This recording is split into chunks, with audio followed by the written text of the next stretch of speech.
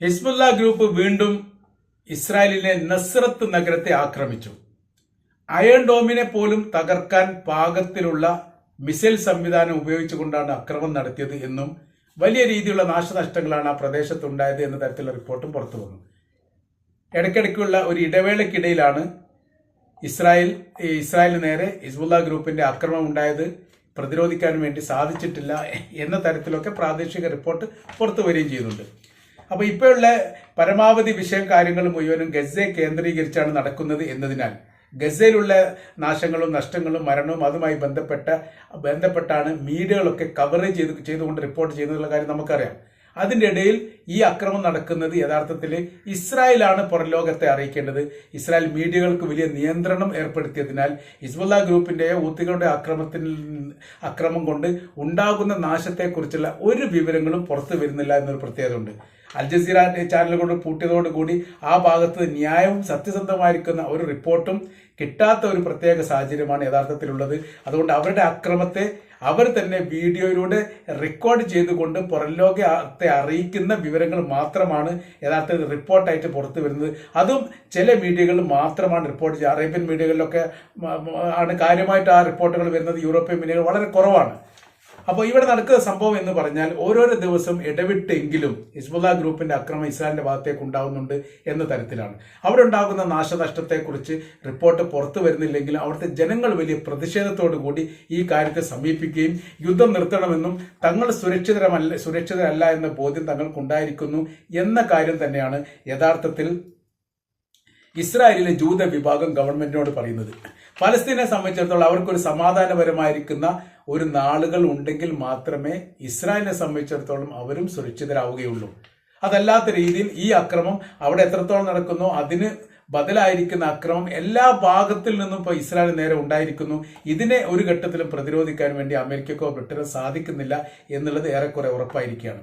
ഇറാനിൽ ഹെലികോപ്റ്റർ അപകടവുമായി ബന്ധപ്പെട്ട് അവിടുത്തെ പ്രസിഡന്റും വിദേശകാര്യമന്ത്രിയും അടക്കമുള്ള ഉദ്യോഗസ്ഥർ മരണപ്പെട്ടതോടുകൂടി അവിടെ ഒരു വലിയ ശാന്തത ഉണ്ടാവും എന്ന് ഇസ്രായേൽ കണക്കുകൂട്ടി. അവരേറെക്കുറെ അങ്ങനെ തന്നെയാണ്.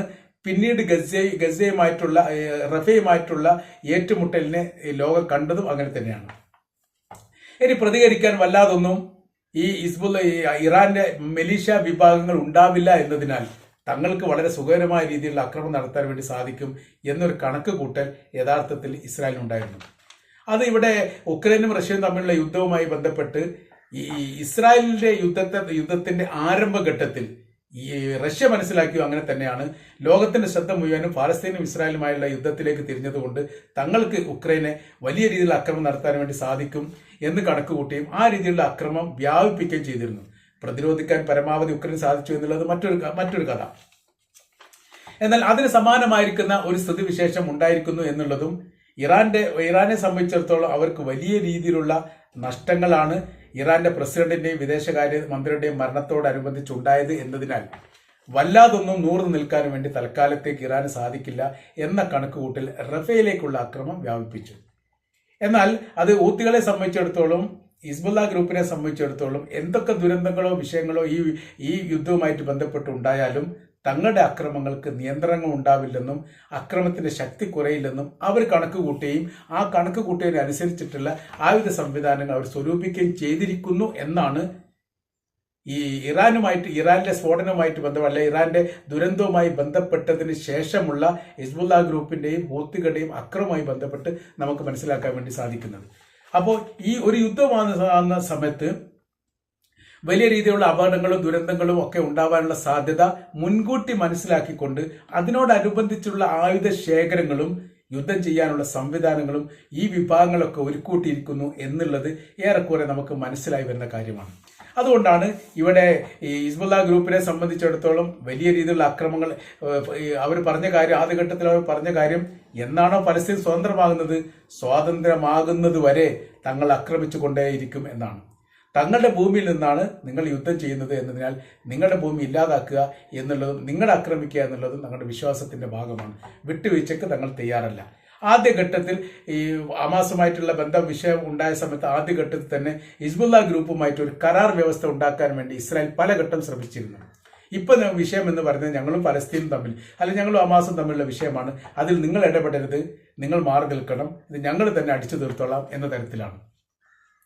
ആദ്യഘട്ടത്തിൽ ഹിസ്ബുള്ള ഗ്രൂപ്പ് തീർച്ചയായിട്ടും ഇസ്രായേലിനെ തങ്ങൾ ആക്രമിക്കും എന്നുള്ളത് പറഞ്ഞതിനോടനുബന്ധിച്ചാണ് ഈ ചർച്ചാ സംബന്ധമായിരിക്കുന്ന കാര്യങ്ങളൊക്കെ വന്നത്. അന്നും ഹിസ്ബുള്ള ഗ്രൂപ്പ് വളരെ കൃത്യമായിരിക്കും നിലപാട് പറഞ്ഞിരുന്നു. നിങ്ങൾ ആക്രമിക്കാതിരിക്കണമെങ്കിൽ നിങ്ങൾ പാലസ്തീന് സ്വാതന്ത്ര്യം കൊടുക്കണം, ഗസയെ ആക്രമിക്കാൻ പാടില്ല, അവർ നിങ്ങൾ വിട്ടുപോകണം. അങ്ങനെ ആവുന്ന സമയത്ത് മാത്രമേ ഒരു കരാർ വ്യവസ്ഥ ഉണ്ടാക്കാൻ വേണ്ടി സാധിക്കൂ. അതിന് ഇസ്രായേൽ തയ്യാറല്ല. ഇസ്രായേൽ തയ്യാറല്ലാത്തത് കൊണ്ട് ആക്രമിക്കാതിരിക്കാൻ യാതൊരു കാരണവുമില്ല എന്ന് ഹിസ്ബുള്ള ഗ്രൂപ്പ് പറയുകയും അവരുടെ അക്രമ പരമ്പര തന്നെ തുറന്നു വിടുകയും ചെയ്തു.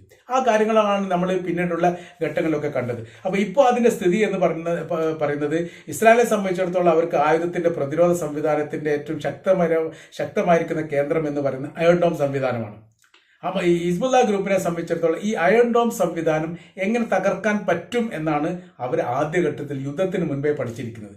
അതുകൊണ്ട് ഇപ്പോഴത്തെ സ്ഥിതി കാര്യങ്ങൾ ഇസ്രായേലിനെ ആക്രമിക്കുന്ന സമയത്ത് അവർ ആദ്യം ചെയ്യുന്നത് അയൺ ഡോമിനെ എങ്ങനെ തകർക്കാൻ പറ്റും എന്നുള്ളതാണ് അവർ ഉപയോഗിക്കുന്നത്. അതിനുള്ള ആയുധ ശേഖരങ്ങൾ ഇവർ ക്രോഡീകരിച്ചിരിക്കുന്നു എന്നാണ് മനസ്സിലാക്കാൻ പറ്റുന്നത്. ഇപ്പോൾ കഴിഞ്ഞ പ്രാവശ്യം വന്ന റിപ്പോർട്ട് പ്രകാരം പറയുന്നത് അയൺ ഡോമിനെ തകർത്തിരിക്കുന്നു ഹിസ്ബുള്ള ഗ്രൂപ്പ്, പിന്നീടാണ് ഇസ്രായേലിലേക്ക് ആക്രമണം നടത്തിയത് എന്ന തരത്തിലാണ്. അപ്പോൾ അയൺ ഡോമിന്റെ പ്രതിരോധ സംവിധാനങ്ങൾ തകർക്കാൻ വേണ്ടി എത്രത്തോളം ശക്തമായിരിക്കുന്ന ആയുധങ്ങളാണ് പ്രയോഗിക്കേണ്ടത് എന്ന് കൃത്യമായി മനസ്സിലാക്കിയിരിക്കുന്ന ഹിസ്ബുള്ള ഗ്രൂപ്പിനെ സംബന്ധിച്ചിടത്തോളം അവർ ഇസ്രായേലിനെ ആക്രമിക്കണമെങ്കിൽ ആദ്യം ഈ പ്രതിരോധ സംവിധാനത്തെ ഇല്ലാതാക്കണം.